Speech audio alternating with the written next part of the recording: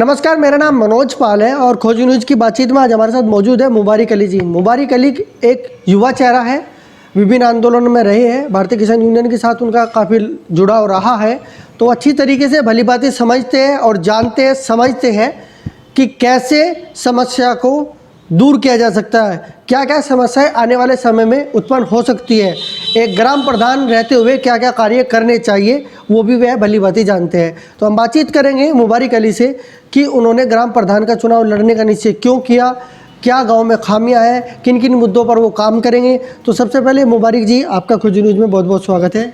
धन्यवाद जी।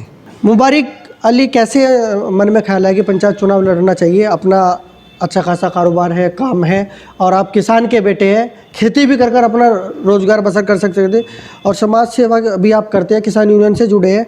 क्यों ऐसा मन में ख्याल है कि आपको राजनीति में और आगे जाना चाहिए, प्रधान बनना चाहिए?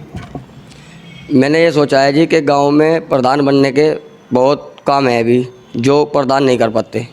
जैसे कि सफाई यहाँ पे ना तो प्रधान ने कोई ध्यान दिया और ना यहाँ के कर्मचारी ध्यान देते। अगर थोड़ा सफाई हो जाए तो और गाँव और अच्छा लगे। तो मेरा मानना है जी कि अगर प्रधान सही हो, गांव के बारे में सोचता हो, तो गांव बहुत अच्छा और खूबसूरत बनाने के उसके अगर मन में है तो अच्छा बन सकता है, खूबसूरत बन सकता है गांव। जैसे कि हमारे यहाँ सफाई हो, फुलवारी हो, कोई एक पार्क हो, जगह जगह टॉयलेट हो, ऐसी चीज़ें अगर हों तो और अच्छा होगा। और मेरे मन में ये बात है कि अगर मुझे जनता और ऊपर वाला दोनों सपोर्ट करें तो मैं ये काम करके लोगों को दिखाऊं। अब से पहले कभी चुनाव लड़े हैं? सन 2000 में मेरे बड़े भाई थे उस्मान प्रधान जी, उन्होंने बहुत काम कराया है। उस टाइम पे निधि भी थोड़ा कमी आती थी, जितनी निधि आई वो टोटल की टोटल हमने विकास में लगाई थी। और मेरे पापा 3 सरकारी रिटायरमेंट थे, एक पटवारी और एक कानूगो थे और एक नायब तहसीलदार। मेरे पापा जी है, तीनों पदों से रिटायरमेंट थे। सरकारी पदों से आपका काफ़ी जुड़ाव रहा है, तो आप भली भांति जानते हैं कि किस तरीके से योजनाएं आती है, किस तरीके से काम होता है, ये आप भली भांति जानते हैं। तो आप किस तरीके से काम कराएंगे गांव में, योजनाएं कैसे ला सकते हैं आप गांव में? मैं सबसे पहले तो जनता को एक तो परेशानी नहीं होने दूंगा। जैसे कि अगर किसी को राशन कार्ड बनवाना होता है तो वो अपना राशन कार्ड ऑनलाइन करता है, फिर प्रधान की मोहर लगवाता है, फिर कमरा नंबर फला में जाओ फला में, यानी कि 1 हफ्ते तक बेचारा चक्कर काटता है। मैं ऐसा कुछ नहीं होने दूंगा। मैं फार्म लूँगा खुद, पब्लिक को जो है जनता का काम मैं खुद करके अपने हाथ से दूंगा। जनता अगर मुझे चुनेगी तो काम के लिए चुनेगी, मैं काम करूँगा। और यानी कि जो प्रधान का काम हो वो करके दिखाऊँगा मैं। अन्य उम्मीदवार भी चुनाव लड़ेंगे और विभिन्न प्रकार से चुनाव लड़ेंगे, अलग अलग मुद्दे होंगे। आप किन किन मुख्य मुद्दों को लेकर चुनाव लड़ने जा रहे हैं? मेरे मुद्दे तो बहुत हैं जी, लेकिन जो मेरे मन में मैं तो मैं बता दूं। जैसे कि हमारे गांव में प्राइमरी स्कूल है, वहाँ पे कोई ध्यान नहीं है। जैसे कि हमारे गांव में प्राइवेट स्कूल भी काफ़ी हैं, 4-5 प्राइवेट स्कूल हैं और वहाँ पे जो टीचर हैं वो वैसे ही हैं, कोई 8वीं पास है, कोई 10वीं पास है।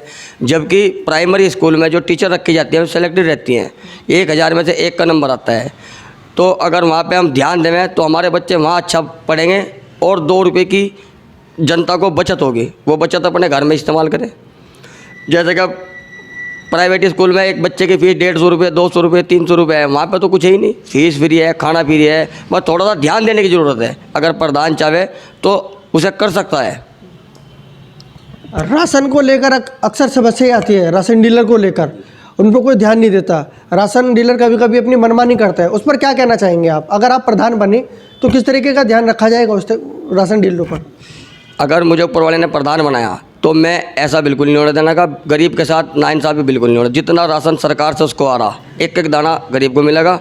और राशन कार्ड की समस्या, हर हफ्ते में एक मीटिंग, एक चौपाल लगाऊंगा गरीबों की, जिनका राशन कार्ड नहीं, hand to hand ration card बनेगा और राशन अपने सामने खड़ा होकर गरीबों को दिलवाया करूँगा।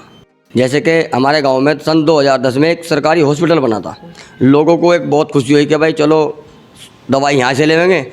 उसके बाद वो हॉस्पिटल में तो कोई डॉक्टर ही नहीं आया। जब से वहाँ पे कोई अड़ाया डाल रहा है, कोई लकड़ी डाल रहा है, कोई डंगर बांध रहा है, कोई कुछ कर रहा। अगर मैं प्रधान बना, उसके लिए मुझे आप ब्लॉक जाना पड़े, डीएम साहब के पास जाना पड़े या MP MLO के पास जाना पड़े, कुछ भी करना पड़े, मुझे वो हॉस्पिटल चालू कराना है।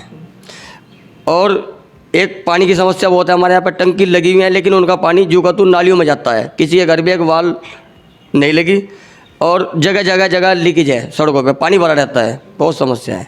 अगर मैं प्रधान बना तो इस गांव के लिए 24 के 24 घंटे मैं दूंगा जनता के लिए। एक नंबर एक झगड़ा, अगर गांव में झगड़ा हो गया, किसी में आपस में विवाद होगा, उसे यहीं सुलझाऊंगा, थाने तक नहीं जाने दूंगा। दूसरी बात, हाँ, जनता ने मुझे अब की बार मुझे मेहनत करनी पड़ेगी जनता को वोट लेने के लिए। अगली बार ऐसा नहीं होगा, जनता मुझे खुद चुनेगी मेरा काम देख कर के प्रधान हो तो मुबारक जैसा हो, हमारी बहन हो, माँ हो, बुजुर्ग हो, लड़के हों, सबका ध्यान रखा जाएगा और सबको एक समान तरीके से देखा जाएगा, कोई भेदभाव उनके अंदर नहीं देखा जाएगा।